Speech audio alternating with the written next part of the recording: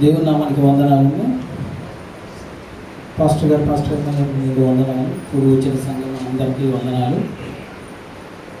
యేసుక్రీస్తు ప్రభువారు శిలువలో పలికిన 7 మాటలలో 4వ మాట, ఇప్పటివరకు 3 మాటలు మనం ధ్యానం చేసుకున్నాం. 4వ మాటగా నా దేవా నన్ను ఎందుకు చెయ్యి విడిచితివి అని పలికినట్టుగా చూస్తున్నాం. ఇది ఎవరితో పలుకుతున్నాడు? దేవుడు, తండ్రి అయిన దేవుడితో. మొదటి మాట కూడా తండ్రితో పలుకుతాడు. ఇప్పుడు 4వ మాట కూడా తండ్రితోనే పలుకుతున్నాడు. దానికి దీనికి తేడా ఏంటి? మొదటి మాట ఏమో తండ్రి అని క్షమించమని రిక్వెస్ట్ చేస్తున్నాడు, ప్రార్థన చేస్తున్నాడు. ఇందులోనేమో ప్రశ్నిస్తున్నాడు, నన్ను ఎందుకు చెయ్యి విడిచిపెట్టావు. అక్కడ ఏమని పిలిచాడు? తండ్రి అని పిలిచాడు. ఇక్కడ నా దేవా అని పిలిచాడు. అది ఎందుకు పిలిచాడు అనేది మళ్ళీ తర్వాత చూద్దాం. మరి ఎందుకు ఆ మార్పు వచ్చింది? సుమారు 3 గంటల సమయం, అప్పుడు మధ్యాహ్నం మొదలుకొని 3 గంటల వరకు ఆ దేశం అంతటా చీకటి కమ్మింది. యేసుక్రీస్తు పుట్టేటప్పుడు ఏమైంది? లోకం అంతటా వెలుగు ప్రకాశించింది. ఇప్పుడు ఏమైంది? చీకటి కమ్మింది. ఆ వెలుగును చూసే కదా తూర్పు దేశ జ్ఞానులు కూడా ఆయన దగ్గరకు వచ్చి పూజించడానికి వచ్చారు. మరి వెలుగేమో పరిశుద్ధతకి చిహ్నం. ఇప్పుడు మొత్తం చీకటి కమ్మింది అంటే పాపానికి చిహ్నం. ఏమన్నా పాపం చేశాడా యేసుక్రీస్తు ప్రభువారు? ఎటువంటి పాపం చేయలేదు. మనం చేసిన అతిక్రమం బట్టి, దోషములను బట్టి ఆయన పాపిగా ఎంచబడ్డాడు. యెషయా గ్రంథంలో కూడా ఉంటుందిగా 53 అధ్యాయం మొత్తం ఉంటుంది. 53 5వ వచనంలో మనం చేసిన అతిక్రమములను బట్టి 53వ వచనం, మన అతిక్రమములను బట్టి అతడు గాయపరచబడెను, మన దోషములను బట్టి నలుగుగొట్టబడెను. చాలు. మన అతిక్రమములను బట్టే అతనికి ఆ శిక్ష వచ్చింది. మనం చేసిన దోషములను బట్టి. అది యాక్చువల్గా ఎవరికి రావాలంటే మనందరికీ రావాలి. ఇందాక అన్నాం కదా, తండ్రిని ఫస్ట్ ఏమో తండ్రి అన్నాడు, ఇప్పుడు దేవా అని ఎందుకు అంటున్నాడు అంటే ఇక్కడ మన పాపం అంతా ఆయనలో ఉండిపోయి పాపిగా ఎంచబడుతున్నాడు. ఇప్పుడు ఎస్ఐ గారే మన తండ్రి అనుకోండి, ఇంటికాడ ఏమనిపిస్తుంది? డాడీ అనిపిస్తుంది. మనం ఏదో దొంగతనం చేసాం, పక్కన ఉన్న వాళ్ళు పట్టకపోయి స్టేషన్లో ఒప్పు చెప్పారు. అక్కడ ఎస్ఐ మనోడే, డాడీ. కానీ అక్కడ పోయి ఏమంటాం? సార్ అంటే. ఇక్కడ ఏంటి? ఇక్కడ పాపం, వాడు చేసింది ఏంటి? తప్పు చేశాడు కాబట్టి పాపం ఉంది. కాబట్టి తండ్రి డాడీ నేనే చేశాను గర్వం చెప్పుకుంటాడా? చెప్పుకోలేడు. కాబట్టి సార్ ఏదో అయిపోయింది సార్, ఇంకెప్పుడు చేయండి సార్ అంటే మనలో ఆయనలో కూడా మనందరి పాపం మోపాడు. కాబట్టి తండ్రిని ఆ రిలేషన్ అనేది ఎడబాల్సింది, కట్ అయిపోయింది. అందువల్ల మనందరి కోసం ఆయన మన పాపాలను ఆయన మీద మోసుకొని పాపిగా ఎంచబడి తండ్రిని కుమారుడి స్థానాన్ని పోగొట్టుకున్నాడు. మనందరి కోసం విడిచిపెట్టాడు. అదే కనుక తండ్రి కనుక కుమారుడు చేయి విడిచిపెట్టకపోతే మన చేయి పట్టుకునేవాడే కాదు.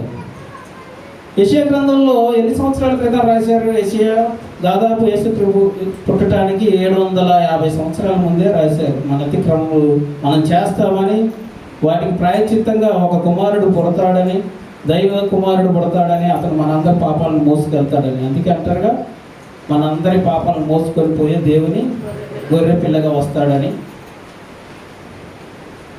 అందువలన మధ్యాహ్నం మొదలుకొని ఇప్పటి వరకు కూడా ఆయన ఎన్ని గంటలకు సిలువ వేశారంటే ఉదయం 9 గంటలకి సిలువకి ఎక్కించారు. మధ్యాహ్నం 3 వరకు సిలువ పైన వేలాడుతున్నాడు. అంటే 6 గంటల వరకు ఉన్నాడు. అందులో ఒక 3 గంటల వరకు అంటే మధ్యాహ్నం 12 గంటల వరకు వెలుగు ఉంది. 12 గంటల నుంచి మొత్తం చీకటి అయింది.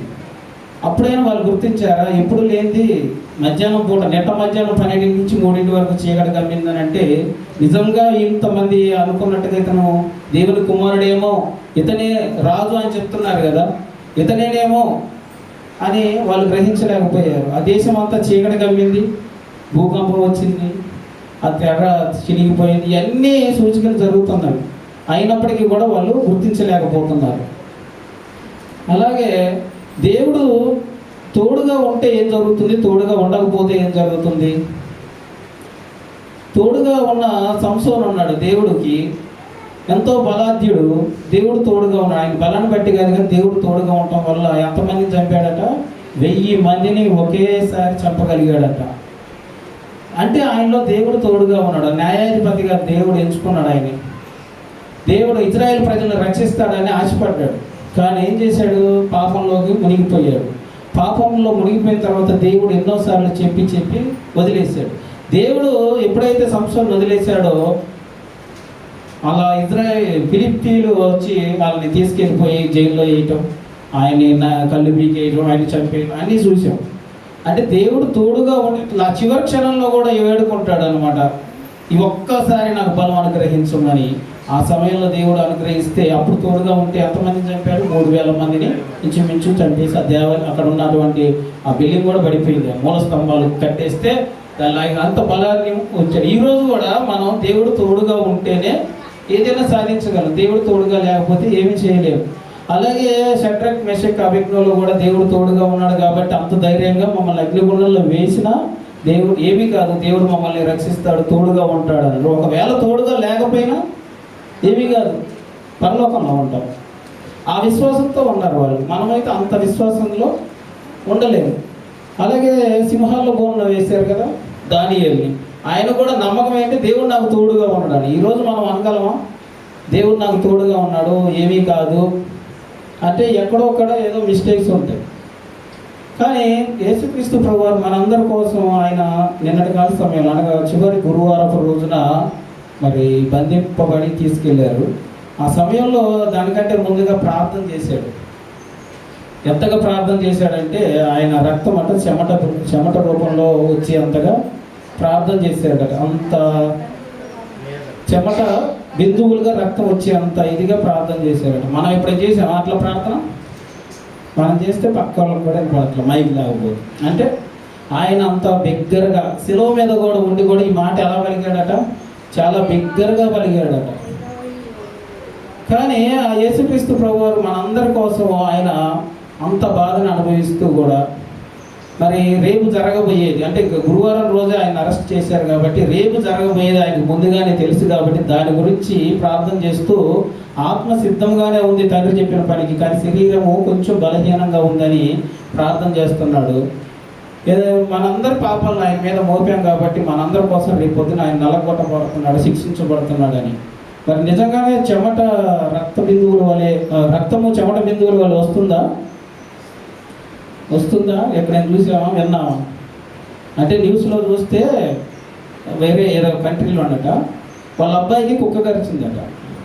కుక్క కరిస్తే ఆ రేబీస్ వ్యాధి, ర్యాబీస్ వ్యాధి, ఆ వ్యాధి వచ్చినప్పుడు అది బాగా ఎక్కువైపోయి నోటి నుంచి కుక్కలాగా జుల్లు గారిపోవడం చేస్తూ ఉంటే డాక్టర్స్ అన్నారట, మీరందరూ దూరం వెళ్ళిపోయి ఆయన ఒక గదిలో బంధించారట. అంటే హాస్పిటల్లో కానీ లేదంటే వేరే ఒక సపరేట్ రూమ్లో పెట్టేయండి. మన కరోనా వచ్చినప్పుడు చేస్తారుగా క్వారంటైన్, అలా చేశారట ఆ పిల్లగాడికి. అప్పుడు కరోనా కూడా రాలేదు. అలా చేసి కిటికీలో నుంచి ఆ పిల్లగాడు పిలుస్తున్నాడట డాడీ మమ్మీ అని. వాళ్ళేమో దూరం వెళ్ళిపోతున్నారు, అంటే వెళ్ళలేక వెళ్తున్నారు, ఇక్కడే వదిలిపెట్టాలని. అప్పుడు ఆ కొడుకు అంటున్నాడు డాడీ నన్ను వదిలేస్తావా నువ్వు అని.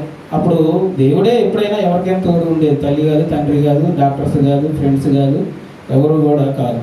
ఆ సమయంలో అతనికి ఇంకా విరుగుడు అనేది లేదు, మందు లేదు. ఇంకా దానికి అక్కడ ఉన్న డాక్టర్స్ చెప్పారట అతనికి ఏదైనా ఇంజక్షన్ ఇచ్చి మనం చంపేయాలి అన్నారు. అప్పుడు ఆ తల్లి ఏడ్చిందట. ఆ తల్లి ఏడ్చినప్పుడు ఆమె రక్తము చెమట రూపంలో వచ్చిందట. అంతగా పట్టలేకపోయారట, అంతగా వెలవెల్లాడిపోయిందట కుమారుని ఎలా చేస్తారని. అది నిజంగా జరిగింది, ఇంతకుముందు యేసుక్రీస్తు ప్రభువారికి జరిగింది అని చెప్పి సైంటిఫిక్గా ఎవిడెన్స్ ఉంది అన్నమాట. ఇదంతా న్యూస్లో వచ్చింది. అలాగే మనందరి కోసం అంత వేదన పడ్డాడు అనమాట. ఆ తల్లి ఏ విధంగా కొడుకు కోసం, ఆమె కొడుకు కాబట్టి అంత వేదన పడ్డది. మనందరం దేవుని పిల్లలం కాబట్టి మనందరి కోసం ఆయన అంతగా ఏడ్చాడు అనమాట. ఆ విధంగా కుమారుణ్ణి చంపేశారు. ఈ మధ్య కూడా మనకు కూడా ఒక న్యూస్లో వచ్చింది, మన ఇండియాలో కూడా ఆ రూల్ వచ్చిందటగా, ఎవరైనా ఎక్కువ కాలం మంచం మీద ఉండి చూసుకోకపోతే వాళ్ళని కూడా ఇంజక్షన్ ఇచ్చి చంపేశారు. రూల్ ఇండియాకు కూడా వచ్చిందట. మొన్ననే ఒక అబ్బాయి గుంటూరు ఎవరు చంపేశారట. ఆ రూల్ అటు ఇటు తిరిగి మనకు కూడా వచ్చేసింది, తెలంగాణ ఆంధ్రాకి కూడా వచ్చేసింది. అంటే ఇంతకుముందు న్యూస్లో అయినా కానీ ఇప్పుడు లైవ్గా చూస్తాం, అంతే, ఇంకేం తేడా లేదు. అంటే మనం ఎంత విలవిల్లాడిపోయే పరిస్థితి వస్తుందో మన ముందే అని. ఆ విధంగా మన దోషాలను ఆయన మీద వేశారు కాబట్టి మనకి ఇంకా ఇప్పటి నుంచి ఏం లేదు, ఎటువంటి శిక్షా విధి లేదు. ఇద్దరు అన్నదమ్ములు ఉన్నారట. ఒక తమ్ముడేమో గజ దొంగ, అన్న మంచివాడే. ఆ తమ్ముడు దొంగతనం చేసి ఏదో చేయను ఏదో పట్టుకొని వెళ్ళిపోతున్నాడు. పోలీసు వాళ్ళు ఎమ్మడపడుతున్నారు. ఇంటికి వెళ్ళి అన్న చేతిలో పెట్టేసి దాక్కున్నాడట. అన్నయ్య నువ్వే నాకు కాపాడాలని. అప్పుడు వచ్చిన పోలీసు వాళ్ళు చుట్టుపక్కల వాళ్ళు ఎవరిని పట్టుకుంటారు? అది ఎవరి చేతిలో అది చేయనుందో వాళ్ళనే పట్టుకుంటారు కదా. పట్టుకొని నీ చేతిలో ఉంది కాబట్టి నువ్వే కదా దొంగతనం చేసి ఇప్పుడు పారిపోయి ఇచ్చిందంటే అవును నేనే అన్నాడట. అంటే తమ్ముడు మీద వేయాల్సిన శిక్షను అన్న భరించాడు. అన్న జైలుకి తీసుకెళ్లారు. ఇప్పుడు తమ్ముడు ఇంతసేపు వాళ్ళని చూసి భయపడ్డాడు, పరారైపోయాడు, రోడ్డు మీద తిరిగేవాడు కాదు. కానీ ఇప్పుడు ఇతను భరించాల్సిన శిక్షను అన్న భరించాడు కాబట్టి పోలీస్ స్టేషన్ ముందు తిరగచ్చు, బజార్లో తిరగచ్చు, ఎక్కడైనా తిరగచ్చు. ఎందుకంటే నేను కాదు తప్పు చేసింది అన్న ఫీలింగ్ ఉన్నాడు. ఇప్పుడు కూడా మనం ఎన్నో తప్పులు చేసినా కానీ మన మీద ఎటువంటి తప్పు లేకుండా మనందరి తప్పుల్ని ఆయన మీద వేసుకున్నాడు దేవుడు. కాబట్టి మనం ఇక నుంచి చేస్తేనే తప్పు. ఇంకెప్పుడు కూడా మనం దేవునికి విరుద్ధమైన పనులు చేయకుండా దేవుని చిత్తాన్ని తెలుసుకొని దేవుని ఆజ్ఞలను తెలుసుకొని అన్ని అందరూ తెలుసుకునే ఉన్నాం, కాబట్టి పాటించట్లేదు. పాటించే విధంగా చూద్దాం. ఏదైనా ఒకటి రెండు మిస్టేక్స్ ఉన్నా మనం కూడా దేవుణ్ణి అడగగలగాలి. ఏమని అంటే, దేవా నా చెయ్యి ఎందుకు విడిచేసావు? అన్నీ మంచిగానే చేస్తున్నాను కదా, నా చెయ్యి ఎందుకు విడిచేసామని ఎప్పుడైనా అడుగుతావా? ఈ మాట ఎందుకు అడగం? ఎందుకంటే అన్ని మిస్టేక్సే కదా. దీన్ని బట్టి నాకు ఒక కార్యం జరగట్లేదేమో, నేను మొన్న చేసిన తప్పు పెట్టి జరగట్లేదేమో అని మనకు మనమే సర్ది చెప్పేసుకుంటున్నాం. అంటే దేవుణ్ణి అడిగే ఛాన్స్ కూడా లేదు. యేసుక్రీస్తు ప్రభువారు అడిగారంటే నేను ఏమి తప్పు చేయలేదు కదా, నా చెయ్యి ఎందుకు వదిలేసామని. చెయ్యి వదిలేయకపోతే ఏమవుతుంది అని అంటే మన చెయ్యి పట్టుకునేవాడు కాదు. యేసుక్రీస్తు ప్రభువారికి తండ్రి చెయ్యి ఎప్పుడూ కూడా పుట్టిన కానించి ఇద్దరు కనెక్షన్ ఉంది, తండ్రి కొడుకుల కనెక్షన్. ఆయన అరెస్ట్ చేసేటప్పుడు తీసుకెళ్ళేటప్పుడు పేతురు వచ్చిన ఆ వ్యక్తితో, పట్టుకోవడానికి వచ్చిన వ్యక్తితో అంటాడు, చెవి నరికేస్తాడు. అంటే యేసుక్రీస్తు ప్రభువుని కాపాడదామని. మనం కూడా పాస్టర్ గారి మీదకి ఎవరైనా సడన్గా వచ్చేది ఏం చేస్తాం? ఏదో కొంత కాపాడటానికి ప్రయత్నం చేస్తాం. అలాగే పేతురు అంతప్పటికీ లోకానుసారంగా ఆలోచించి నేనే కాపాడాలి, ఏదో రకంగా యేసుక్రీస్తు ప్రభువారికి ఇది తప్పించాలి అని ఆలోచించాడు. కానీ దేవుడికి తెలుసు నువ్వెందుకు తప్పిస్తున్నావు అని. ఆయన తెగిపోయిన చెవిని కూడా అక్కడ ఆయన స్వస్థపరిచి ఆయన బాగు చేస్తాడు యేసుక్రీస్తు ప్రభువు. అక్కడ ఒక మాట అంటాడు, ఏమంటాడంటే, నువ్వు నన్ను తప్పించడానికి ప్రయత్నం చేస్తున్నావా? నేను నా తండ్రిని వేడుకుంటే ఏం జరుగుతుందట? 12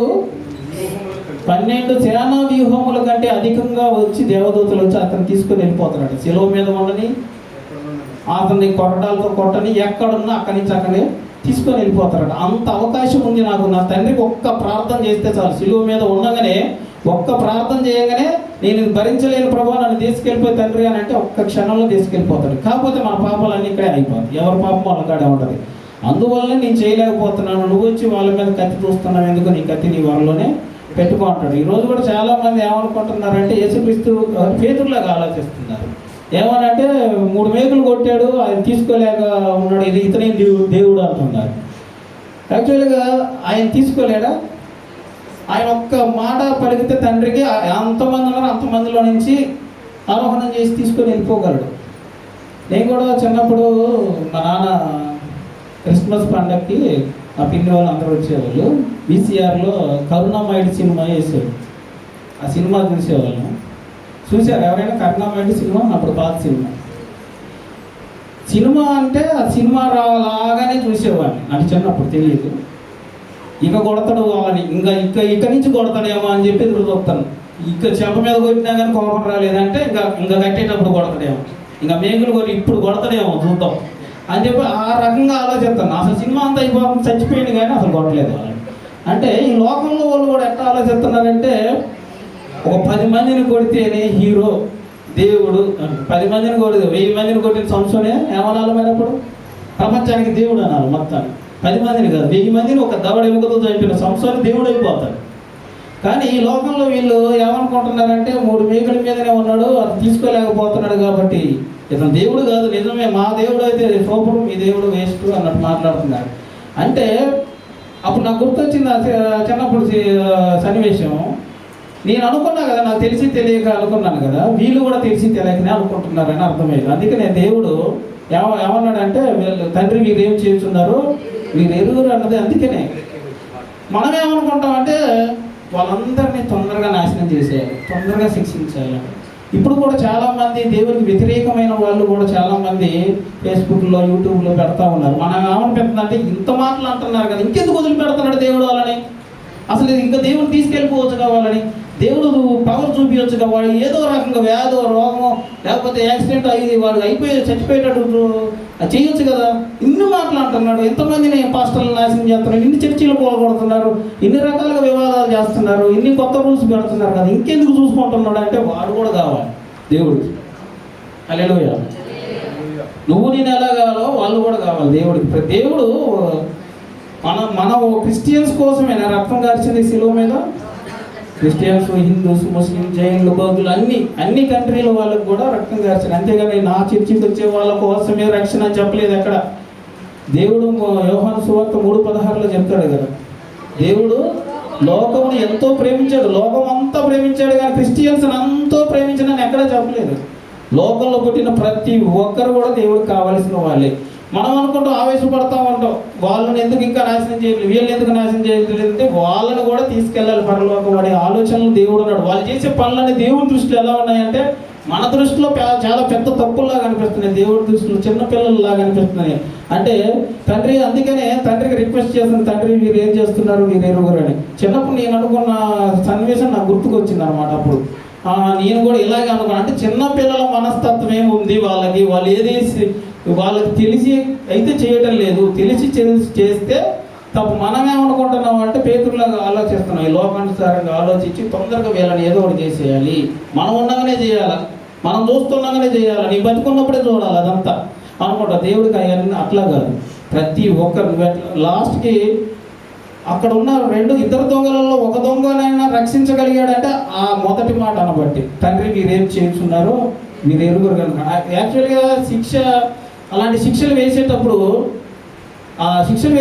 అంటే వాళ్ళ సైనికులు వచ్చి కొడుతున్నప్పుడు, ముళ్ళ కిరీటం పెడుతున్నప్పుడు, ఉమ్మి వేస్తున్నప్పుడు అంటే బూతులు తిడతారట. ఆ గవర్నమెంట్ ఇంతకుముందు వేసి ఉంటుంది కదా శిక్షలు, వాళ్ళంట తిట్టడం అట. ఎందుకంటే వాళ్ళు ఏం చేయలేరు, శిలువ మీద ఉండి తిట్టడం కొట్టడం చేస్తారు. కానీ ఒక్క యేసుక్రీస్తు ప్రభువారు మాత్రమే మౌనంగా ఉండిపోయేది. అదంతా చూసి మౌనంగా ఉండటమే కాదు, తండ్రి వీరేం చేస్తారు వీళ్ళందరూ క్షమించమనేది చూసి ఆ ఇద్దరు దొంగలు ఒక దొంగ మారగలిగాడు. అంటే యేసుక్రీస్తు ప్రభువారు ఏంటంటే చూపించిన ప్రేమను బట్టి ఆ ఇద్దరు దొంగలు ఒక్క దొంగనైనా మార్చగలిగాడు. మనం కూడా మనల్ని ఎంతమంది హింసిస్తున్నా ఏం చేస్తున్నా మనం చూపించగలిగే ప్రేమ చూపిస్తే ఒక్కళ్ళైనా మార్చగలుగుతాం. ఏంటి వీళ్ళు ఎంత చేసినా కానీ ఇంకా ఎంత సైలెంట్గా ఉన్నారు, వాళ్ళు అన్ని మాట్లాడుతున్నా కానీ వీళ్ళేంటి నోరు మెదపడం లేదు అని వాళ్ళలో కూడా అంటే మేము కూడా దేవుడిని నమ్మకుండా ఎలా ఉంటాం అనేది వాళ్ళకి రుచి చూపించాలన్నమాట. ఆ విధంగా మనం కూడా యేసుక్రీస్తు ప్రభువారి ఆజ్ఞల ప్రకారంగా నడుచుకుంటూ దేవుని చిత్తాన్ని తెలుసుకొని మనం ఏం తప్పు చేసామో ముందుగా గ్రహించుకొని, ఏ తప్పు లేకుండా అయితే ఏ తప్పు లేకుండా ఎవరు ఉండరు, ఏదో ఒక తప్పు చేస్తారు. ఆ తప్పును గ్రహించి మరలా ఆ తప్పు చేయకుండా ఉండి దేవునికి ఎప్పుడు కూడా మనం ఆయన తండ్రి, మనం కుమారుడుగా, తండ్రి వలె ఆయన కుమారుడు వలె మనం ఉండి ప్రార్థన చేసుకునే వారిగా ఉండాలి. ఈ చిన్న మాటలు దేవుడు దీవించేస్తాడు.